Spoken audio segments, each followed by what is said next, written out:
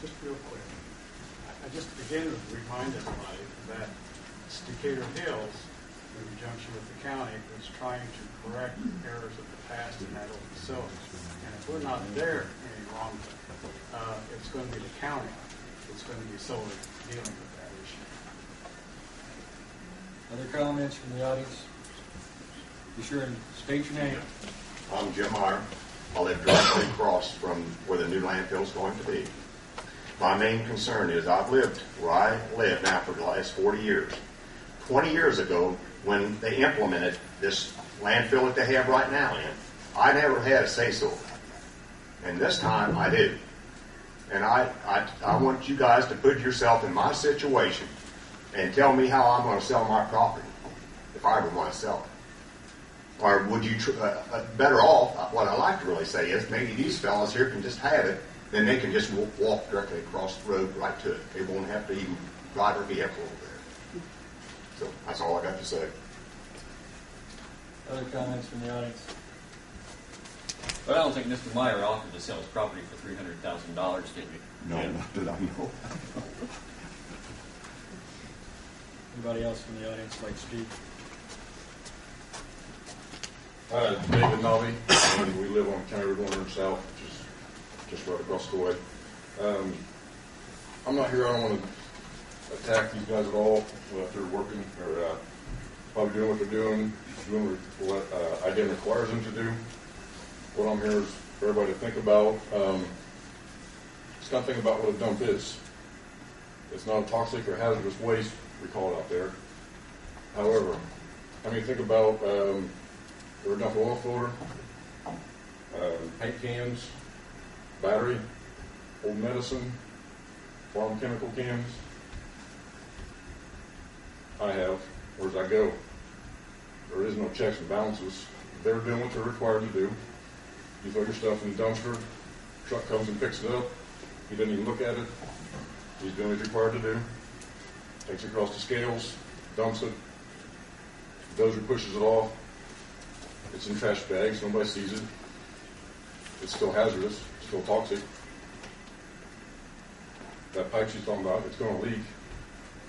Yeah, and it's probably contained in their liner, but once it goes down 421 towards town, it's not in that liner any longer.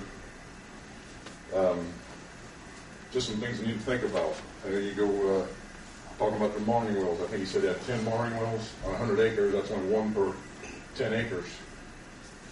Gas stations only have 5 to 10 wells on 1 acre.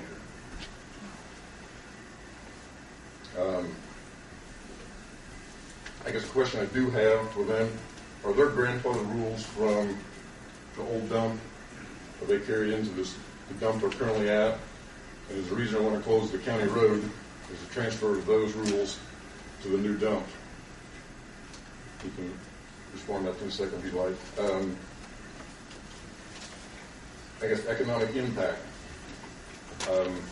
Something to think about. Let's take the current drivers who are hauling the trash to us and pay them to haul it somewhere else.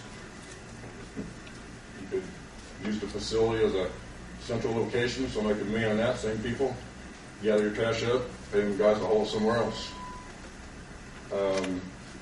Another thing we need to think about when he's talking about the cheap opportunity we had to dump out there, he is correct. I lived in town until I moved out where I'm at now. I paid $3 to $4 a month for trash pickup. That's cheap. That doesn't force me to recycle. The thing about doing something else, the proper thing with my trash. It makes it too easy for everybody just to throw it in the trash, pay $3 a month, and get it out of sight, out of mind. We're not really thinking about what we're doing to ourselves, our drinking water. I guess I'm just asking everybody in the county, you guys especially kind of representing us, to kind of think what we're doing to ourselves. There are other options out there. We got Jefferson Proving Ground down there that's, 55,000 acres of contaminated whatnot out there. It's an option. I guess I'm just asking, my biggest concern of the whole thing is my water. I just don't want groundwater contaminated, because once it's contaminated, there is no containing it. Thank you. Yes. Just real quick, first off, we're not grandfathered, so if whatever new we do falls under whatever the current regulations are. So I take it from that if you start on a new landfill today and tomorrow you get new rules, as soon as that cell is completed, you have to start with the new rules, abide by the new rules. That's correct? That's correct. I might add that none of the neighbors, immediately surrounding neighbors of the landfill are charged for their waste disposal. We can drink toxic water. Change. And our primary goal with all of the federal regulations and IDEM regulations is to protect groundwater. And I'd like to answer one thing. I believe according to our zoning requirements, if we have a transfer station and hired people to hire our garbage hauled outside the area, that would require it to be I-2 as well. So if we rezone this to I-2, if you wanted to have a transfer station, this property would also have to be rezoned as we're requesting.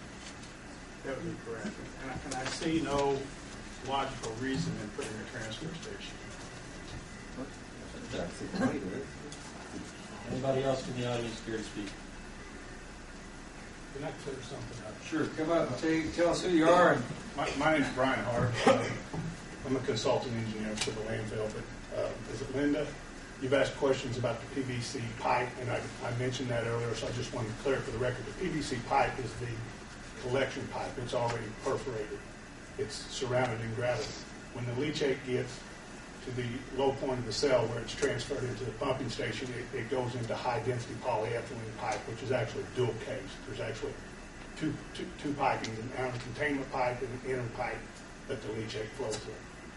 So even if the PVC pipe got brittle and collapsed, it would have no impact on the performance of the landfill or the collection of the leachate or in It's going into another pipe? it goes into a high HDPE pipe and then flows to an HDPE lift station. But an HDPE can still also become brittle, can it not, after years of, I mean, I know it's state-of-the-art pipe, but No, still, I wouldn't agree with that. I you mean, wouldn't think so. they've done a lot of aging testing, and you're talking about thousands of years. For the quality of leachate that we're talking about, the pipe will outlast the life of the landfill as far as the This is a big landfill essentially concern become with inert. yeah, especially toxic materials, because will create gases, and gases will deteriorate pipe.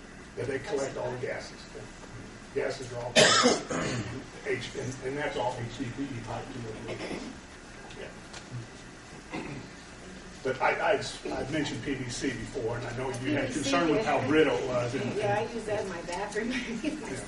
And the leachate actually flows outside of the cell in the dual contained leachate pipe. So even if the inner pipe did fail for some reason, there's an outer pipe that would collect the leak. okay. Anybody else from the audience care to stand up and voice your opinion, concerns, comments?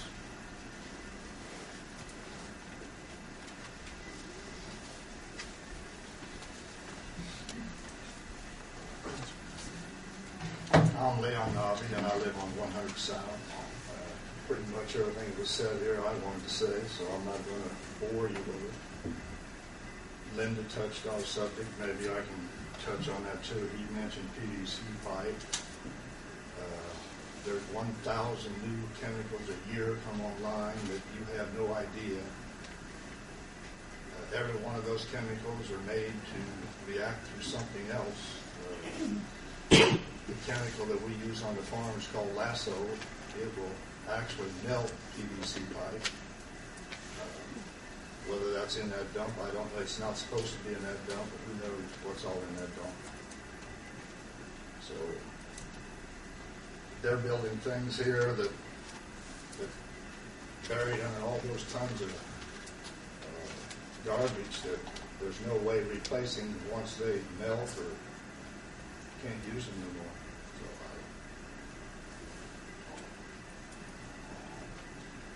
Did anybody watch CNBC on TV